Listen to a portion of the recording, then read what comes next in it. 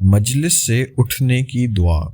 حضرت ابو ہریرہ رضی اللہ تعالیٰ عنہ سے روایت ہے کہ رسول اکرم صلی اللہ علیہ وآلہ وسلم نے فرمایا کہ جو شخص کسی ایسی مجلس میں بیٹھے جہاں کثرت سے بیکار باتیں ہو رہی ہوں تو اس کو چاہیے کہ اس مجلس سے اٹھنے سے پہلے یہ دعا پڑھے تو یہ تمام لغزشوں کا کفارہ ہو جائے گا جو اس مجلس میں سرزد ہوئی ہوں گی، اور اگر اس مجلس میں خیر و صلاح کی باتیں ہوتی رہی ہوں تو یہ دعا پڑھنے سے نیکیوں پر مہر ثابت ہو جائے گی۔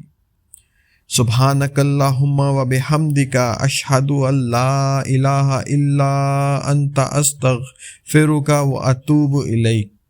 ترجمہ: اے اللہ، تیری ذات پاک ہے اور تیری حمد کے ساتھ گواہی دیتے ہیں کہ تیرے سوا کوئی معبود نہیں، تجھ سے مغفرت طلب کرتے ہیں اور تجھ سے توبہ کرتے ہیں۔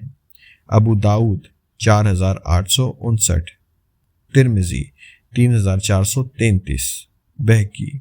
بعض روایات میں ہے کہ اس دعا کو 3 مرتبہ پڑھیں۔ ابو داؤد۔